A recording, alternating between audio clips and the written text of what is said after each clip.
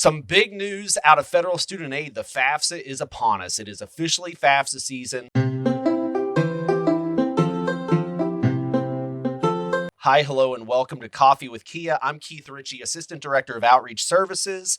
And unfortunately, I am not with our partner in crime, Cassie Benedict, our Director of Outreach Services. She is under the weather today. But I've got good news for you. I am joined via satellite from all the way from Moorhead, Kentucky, our awesome, wonderful Northeast Kentucky outreach counselor, Jessica Gray. Jessica, how are you today? Hello. I'm doing great today. Thanks, Keith. All right. Well, Jessica's a trooper. She got a call about like 8:05 this morning from me and said, I need you to join me on this podcast at what time? At 9. Yeah. And then I called you again at what time? 8:45, just to check in and see if I was already ready. Just seeing if you were making progress. That's all. I was just nudging you along, right? Mm-hmm. I was patient.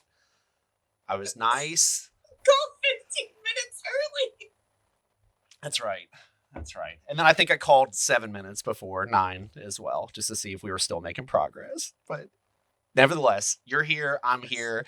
Thank you so much for joining us with Coffee with KHEAA. Jess, we've got a lot to talk about today. We have some really exciting news. The FAFSA is now open officially.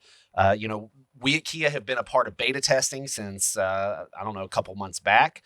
And now the beta testing piece is finally over. And they decided to open up the thing a little early. All of the predictions were that this would open up December 1st, and they've decided to open it up about a week or so before and drop the beta testing. So it's no longer in beta testing at all, and it's just officially open to anyone and everyone who needs to complete their FAFSA. But before we jump into all the ins and outs of the FAFSA, first, a little coffee talk.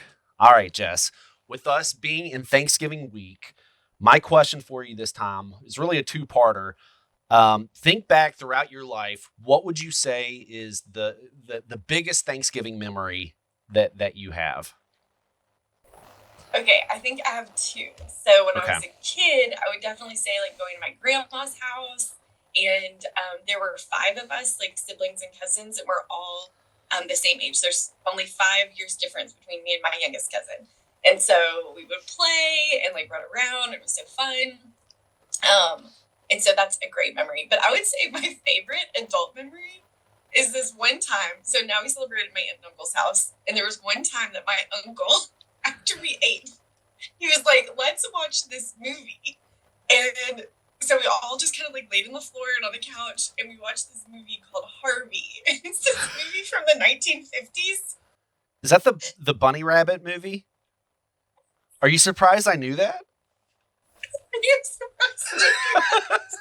I'm going to be real. Sorry, Uncle Kenny, if you're listening to this podcast. And none of us really wanted to watch it. Do you hear that, folks?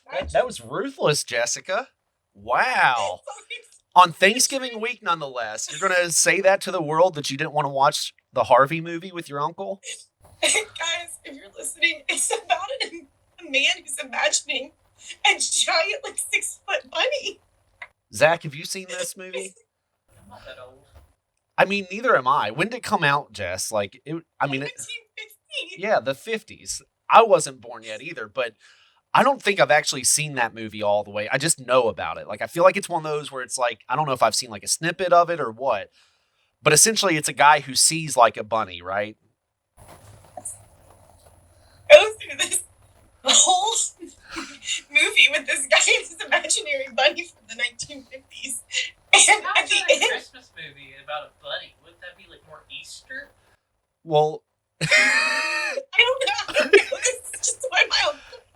it's just that her uncle wanted to watch it, and it happened to be Thanksgiving, right? It's not a Thanksgiving movie per se. It's not like Planes, Trains, and Automobiles, which is my favorite Thanksgiving-themed movie. Well, anyways, in the end, we were all like, wow, that was a really great.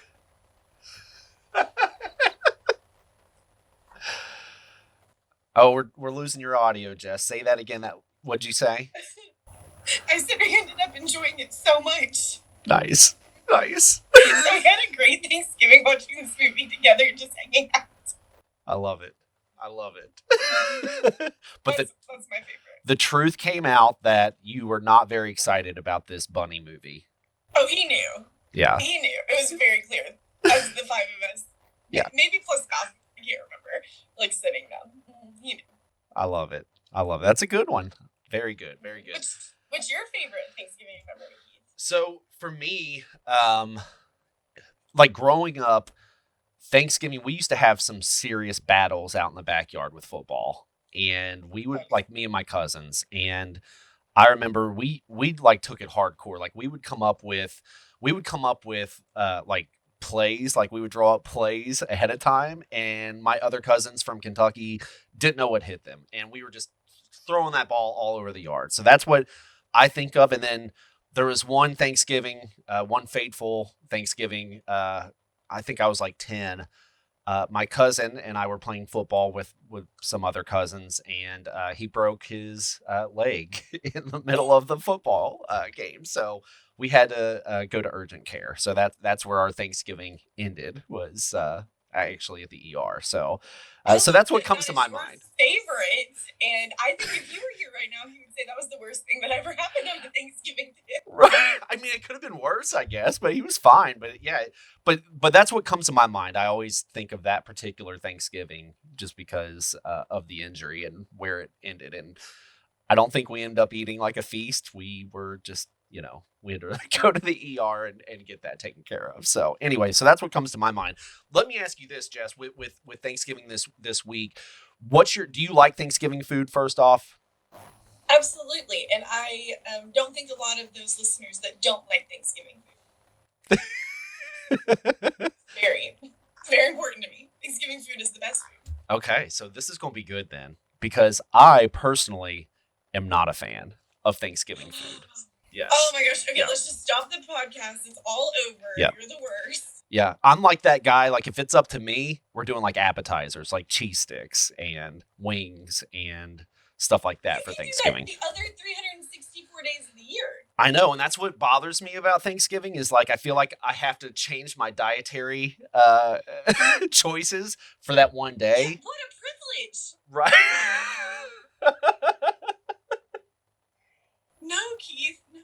So I'm not like big into turkey and stuff, but I do like the sides. I do like the sides. I like mashed potatoes. I like, what is that, cranberry sauce and all of that stuff. I'm all for. Yeah, I don't like the turkey that much. I don't know. It just tastes dry to me. I don't know if it may just be my family just doesn't know how to. They may just not know how to cook it right. It may be that. No, I love a dry turkey. They're probably doing it right. I hate a juicy turkey. But I also think my steak's incredibly well done. Sorry, listeners. Good grief. I could have gone all day without hearing that, Jess. Well done steaks, huh? I come from the Hank Hill mindset. If anyone comes to your house and gets their steak done any more than medium rare, you politely but firmly ask them to leave. No. So what's your favorite Thanksgiving dish then, since you love it so much? Okay, so fun fact, I can't eat grains, but I do on Thanksgiving, a lot of them. And I just go big. Live with the pain. So, yes. And I know it's going to be painful, and I don't care. So, my favorite is stuffing. And we make our own homemade stuffing with, fun fact, I make my own sweet pickles. Sweet pickles. We then cut up and put it in the stuffing. And the stuffing isn't right unless we have pickles. Interesting. Is that like a thing? Do people do that? Or is that just you? My family does it, and it's like, that's how my grandma made it. And she made these pickles, and so it's like this generational pickle thing. I still have my grandma's little card how we make these pickles that we then put in our stuffing. Wow. So it's really like it's twofold. So you make the pickles homemade. It's not like you're buying a jar of sweet pickles. No. That's not where it starts. I grow those cucumbers. Wow. Okay, I'm learning a lot about Jess and her culinary expertise. Every 2 to 3 years, we run out. I grow more cucumbers. I pickle them in this like really old pickling crock. Wow. So it takes like 7 years to make your stuffing. So the work that you're doing now is going to pay off in Thanksgiving in 2035. It's going to be a good year. I guess. That's so That's interesting to definitely me. Zach, have you ever heard of pickles in stuffing? No, we just do stovetop. Stovetop. uh, I think that's what I grew up with. Is probably why I don't like it all that much. But like, that's interesting. That you're intriguing me a little bit, Jess. I may need you to bring me some of the pickle stuffing because like it's that so sounds good. really because I do love a good pickle. And I like the sweet pickles. I like spicy pickles. I like all of the different types of pickles that you can get. The idea of putting that in stuffing really, really intrigues I me. think you would like my deviled eggs. I do love some deviled eggs. Zach just said it, he thinks I would like his deviled eggs. I will put down some deviled eggs, Because I serve it. like an obscene amount. I put a pickle down and put the deviled egg on top of the pickle, and then I put bacon on top of it. Wow. Did you hear this, Jess? He No, does something bacon on top of a pickle. I don't know. he does pickles and then like the deviled egg stuff. Well, the egg and then the whole egg, deviled egg. Right. So okay, so like you're like in the egg, then you put the pickle, then the stuff in the middle, Yeah. and then the bacon on top. That sounds delicious. Bacon. Yeah. With deviled eggs. Okay. Do you guys make deviled eggs at your house? My aunt makes them, but I just started eating deviled eggs at Christmas last year. It's a new thing because one time when I was a kid at a family reunion, I ate some deviled eggs and they'd been out too long, and you can kind of imagine where this story goes. Yeah. I'm like that. If I have like a a bad experience with a certain type of food, even if it's a food that I had previously loved, Yeah. like Can't eat it. I'm off of it for like 10 years. I was like that with cheesecake for a really long time. I don't think I could even stomach the idea of cheesecake until like a year ago from an experience I had when I was like 7 or 8. So, Uh, it, I am 4 years. Wait, 4 years in April off ground beef and Diet Pepsi because specifically Diet Pepsi. Okay. I love Diet Pepsi. I do too. I think it's a very underrated drink. That's interesting. Yeah, no, everybody's real judgy about it, but it's so delicious. I mean, not anymore to me, but Right. Yeah. Sorry to hear that, Jess. I know. Well, very good. Well, happy Thanksgiving. If I don't see you in person between now and then, I hope you and your family have a very blessed, relaxing break and certainly a well-deserved break as well, Jess. Thank you. I hope you guys have a great Aw, Thanksgiving. thank you. Yeah, I appreciate that. So, Jess, talk a little bit about. So, you're the Northeast Kentucky Outreach Counselor. Talk to our listeners. Tell them exactly what we mean by Northeast Kentucky. A little bit about your region. Okay, so my region goes along 64 from Montgomery County, which is Mount Sterling, all the way to Ashland. I have every county above that and Menifee County, just kind of below 64. So 13 counties. There you go. Awesome. And now Jess started with us. Let me think. It would have been late July of 2023. Is that right? Does that sound right? Is that right? Yeah, I guess. So it's been a little bit. Zach is shaking his head no. No, it wasn't September. She started earlier than that. I came in August and she worked here a month before me. Yeah, Right. July. That'd be Zach, July. that math works. A month before you would be July. A month after you would have been September.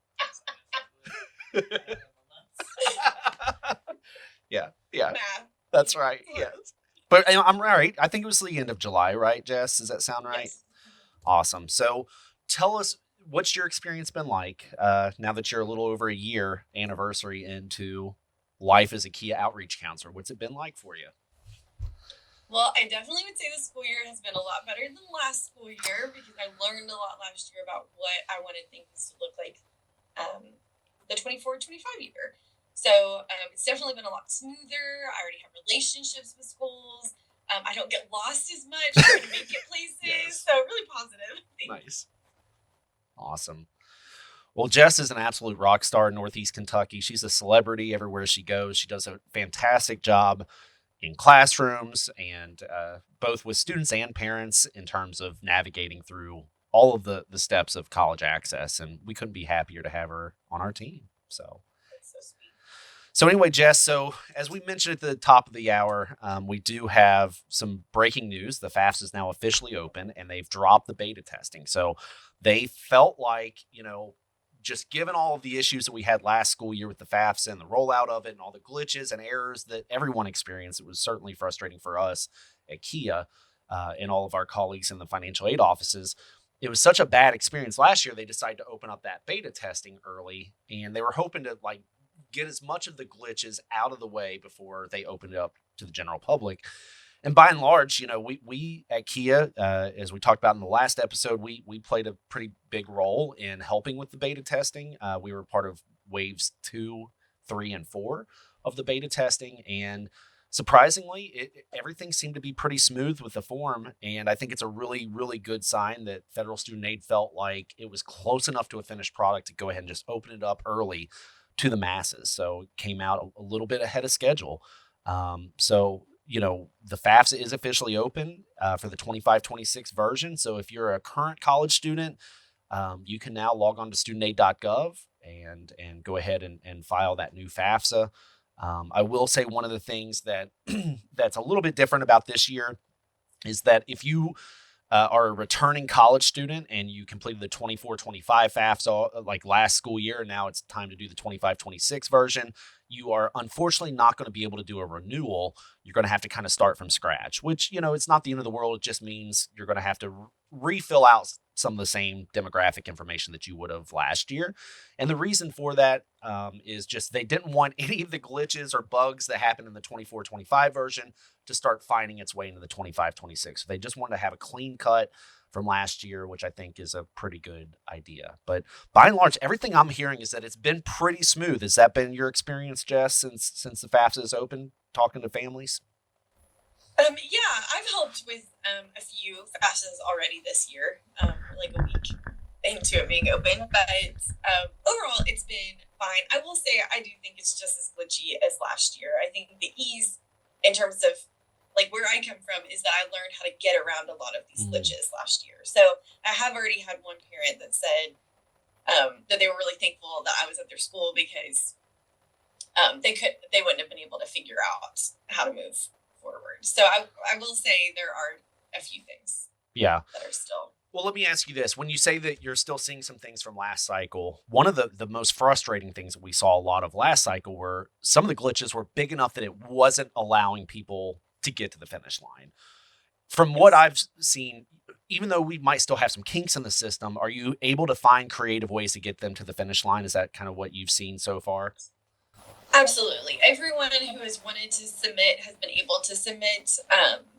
I just think if they hadn't been with somebody who does so many of these a year, it would have taken them a little bit longer to figure it out. Sure. But that's why we're here, right? We're that's always right. available for you guys to call. Absolutely. On our website.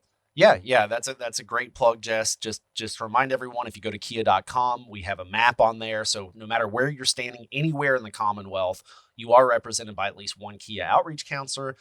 They have our smiling faces on the website, our phone numbers, emails, you name it, and the counties that we serve. So if you ever need any help from your KHEAA outreach counselor, we're more than happy to help you with anything and everything when it comes to planning for post-secondary education.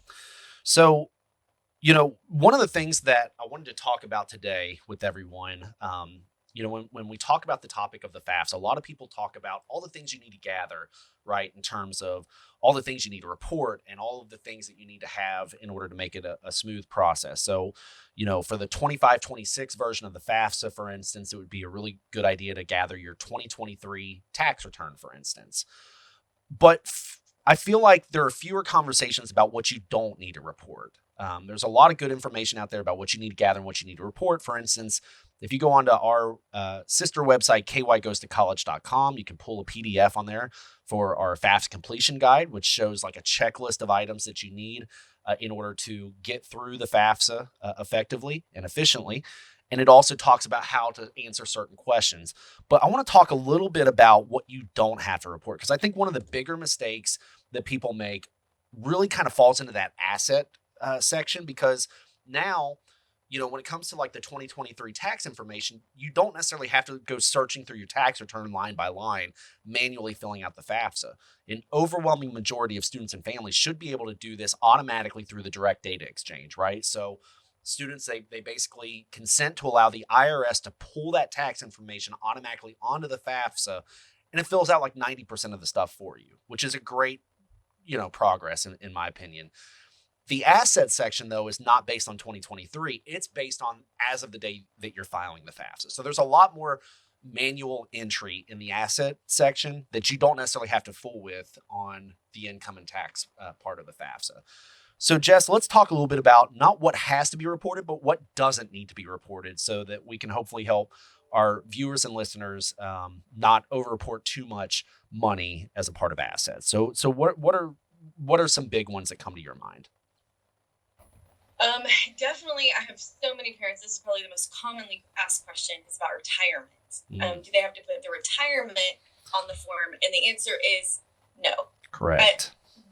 But that doesn't mean, oh, I put this money in my savings account for a rainy day in the future. It has to be an actual retirement account.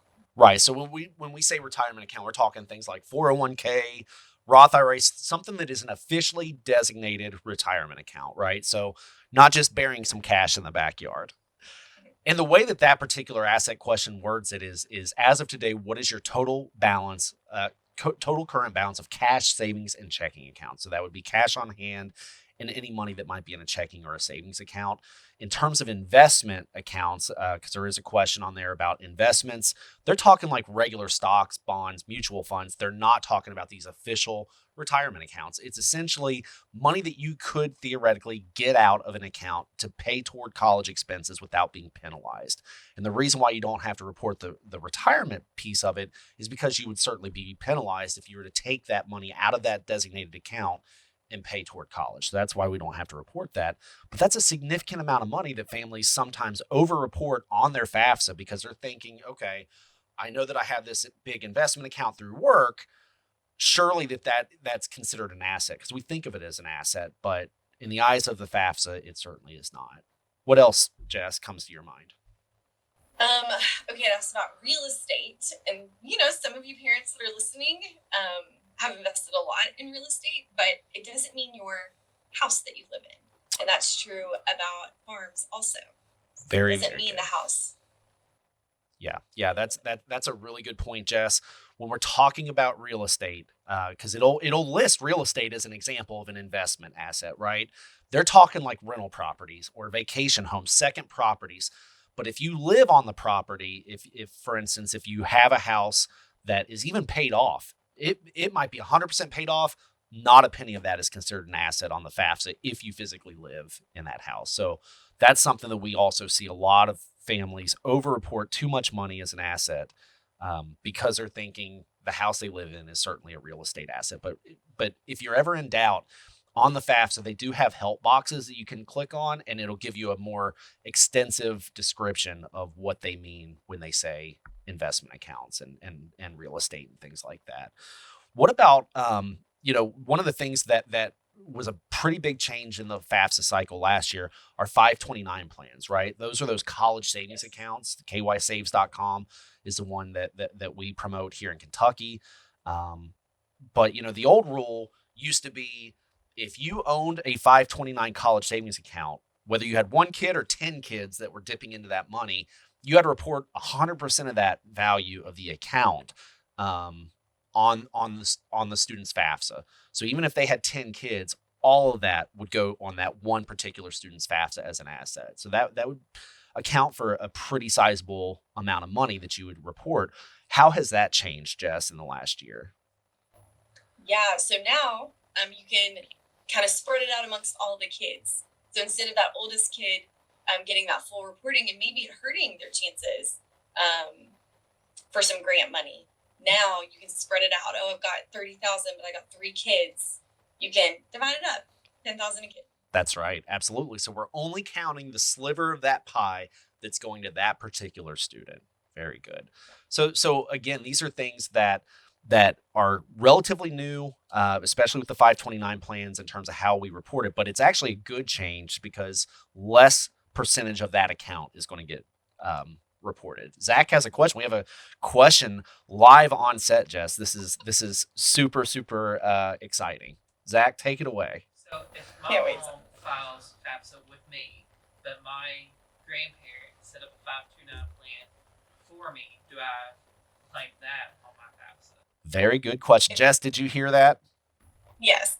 So if your grandparents are the owners of this account, for you don't have to report it. It's only your parents or yourself that have to report it if it's in your names. Exactly. So it's a little bit of a loophole. So I know, I've got 2 girls, and I think I know what I'm asking for Christmas from the in-laws this year, maybe a 529 plan. So anyway, so yeah, that's a very good point, Jess.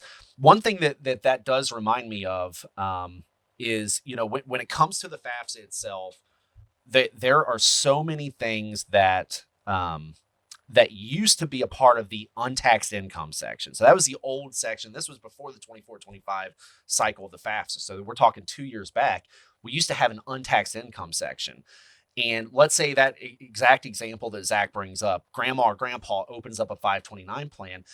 We never used to count grandma or grandpa as an asset, but that money received used to be considered an untaxed gift, or money received from someone outside of your contributors on the FAFSA. So it used to be a part of untaxed income. Well, here's the thing. They got rid of the untaxed income section. There is no untaxed income section anymore on the FAFSA. The one thing that survived that cut, though, is child support received over the last year. So that used to be a part of the untaxed income section. Because of that section going away, they still had to find a way to report child support received. So now that's been brought over into the asset question itself. Or the asset section. So if a family has received child support in the last year, that's where you would answer that question as a part of the asset section. Now, here's the good news. One of the big changes recently with the FAFSA has been who has to actually answer questions about assets. And the good news is a lot of people are actually exempt from it. So to give you an idea, a family that makes less than $60,000, their adjusted gross income is less than $60,000, and they have no Schedule C, which is like business income, 100% protected from asset reporting. They won't see a single asset question on the FAFSA, including child support received.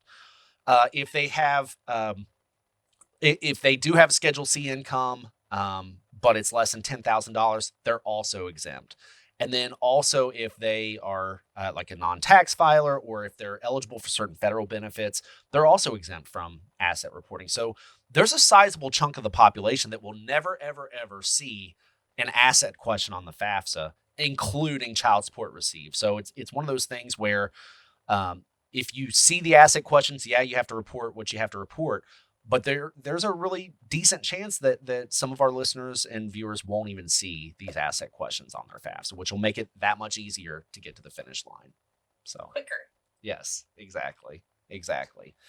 So really exciting stuff. Again, FAFSA is open. We have outreach counselors available throughout the state to host workshops at schools, libraries, college campuses. Jess, you stay pretty busy. You're traveling all over the place, aren't you? Yes, I'm always busy. That's right. Awesome. Well, again, Jess is certainly a huge part of the success of this team, and for those of you in Northeast Kentucky, you're awfully fortunate to have her looking out for you as a KHEAA outreach counselor. So one of the things I do want to switch gears real quick is remind everyone that a part of FAFSA season comes a couple things that we're pretty excited about in KHEAA outreach. One of which is our KY Goes to College initiative. The FAFSA completion challenge is now up and running and ready to go. So we do this each and every year as a way to promote FAFSA completion, but also just promote some healthy competition between the schools. But schools across the state are able to compete for a $500 prize from KHEAA to see who can have the best FAFSA completion rate in the state. And we have like 4 winners each year, and they're separated based on size of school to make it more fair across the board. But we have this year, Jess, you ready for this? Over 150 schools signed up to participate in this FAFSA completion challenge. So I know, you've got quite a few in Northeast Kentucky that are excited about it. Talk a little bit about what type of workshops are typically available. How, like, if you're a student or a family in Northeast Kentucky, what does that look like to get in touch with you? Do they typically go through their counselors? Do you have workshops that are open to the public? How does that usually look for you in your region? Okay, so during this time of the year, what I do is I schedule through the high schools. And I think every high school in Northeastern Kentucky has booked me for something. So either I'm working in conjunction with somebody already in your school, like a college coach or a gear up person, or if you don't have those resources at your school and working through your counselor. But what I've scheduled at almost every school is to go in through the English classes, and students, I'm just going to help you do your part, and we're going to do it all together, and we're going to get your part done. And then your parents have a portion to do. And a lot of schools have booked me in the evenings. And so I'll be there during the day for my students. I'll be there in the evening for their parents. And so theoretically, in that one day, all the parts can be done, and we can just get it submitted as we work through the day. Some of my schools have invited parents to come anytime during the day. And so they can show up at the beginning of a class and just sit with their student and get it submitted during the day. So that's a lot of what I will be doing. The way that you can get a hold of me, my number is on the website. I also have given my number to all of the counselors. So a lot of the questions, if they can't answer them, then they connect me with the student and I carry it from there. Awesome. Please text me during the FAFSA season. Text. Don't call me. I'll call you. There we go. Yeah. Very good. So basically, if anywhere you live, again, we've got workshops scheduled all over the place, different times of day, different days of the week. If none of them work out for you and your family, you can still get a hold of us. We can schedule appointments. We can certainly be on hand to answer questions as you go through this stuff. So just want to make sure everyone understands you're not alone through this. You've got a team of people here dedicated to help you every step of the way. The other thing that opens up that I always get excited about this time of year is our FAFSA completion scholarship for students. So you all ready for this? Any student in Kentucky, whether you're in high school, college, it doesn't matter. Any student in Kentucky who completes their FAFSA, they can put their name in a drawing for a $500 scholarship, and we'll have a handful of winners this year as well. So simple as that.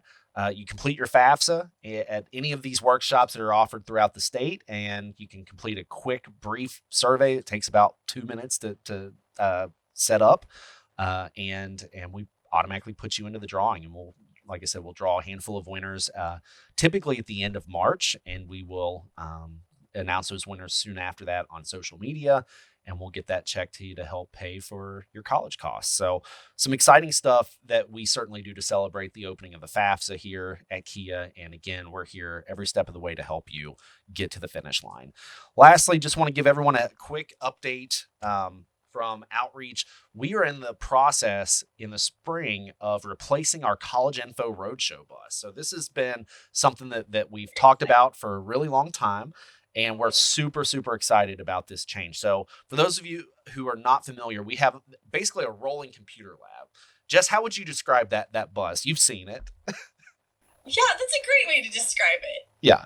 It's just fun. It's like a fun little field trip in the parking lot of your school. Exactly. Yeah, exactly. Parking lot of your school. I love it. But anyway, yeah, there are like 10 or 12 computers on board, and we have a College Info Roadshow outreach counselor, Kevin Wilson, who travels all throughout the state and parks the bus at the school or on location at an event. And students can come in, they can check their keys money, learn about the FAFSA, different career pathways, you name it. But it's a really exciting, popular thing that we offer and have for years in Kentucky. The problem is that bus that we've had is showing its age a little bit. It's been all over the place. It's had some mechanical issues. It's put some serious miles on it, just driving all throughout, from Pikeville to Paducah, Covington to Corbin, everywhere in between. But we are very, very blessed and very excited to announce that we are in the process of searching for our next bus. So our timeline is to have a new bus out on the roads of Kentucky this summer. So hopefully in June or July of this summer, we will have a new College Info Roadshow bus. But in the meantime, while we're waiting on that new bus, our College Info Roadshow counselor, Kevin Wilson, will still be available to, help with workshops and presentations with students. But just want to get that out there. We'll have certainly more details coming soon, and we'll be sure to show you all pictures of the new bus as soon as we get them from the vendors. So anyway, just wanted to just plug that real quickly for our audience to let them know that a new bus is in the works currently. So we're super excited about that. That's right. Well, Jess, thank you so much for joining us today on Coffee with KHEAA. We'll be back next episode. We'll have another update regarding the FAFSA, and we'll have some other initiatives coming down the pike And hopefully Cassie Benedict will be feeling better than what she did today. We wish her the best as she recovers from her illness. But Jess, safe travels this Thanksgiving. I hope you have a great, relaxing break, and we'll see you soon. Okay, you too. All right. See you. Now, Jess, this is your first time on Coffee with KHEAA, and without Cassie here, you got to basically say the tagline. So get your drink. I've got my File and FAFSA mug. All right, you ready for this? It's a little blurred, yes. Yes, the line is KHEAA later. All right, so 1, 2, 3. KHEAA later. KHEAA later.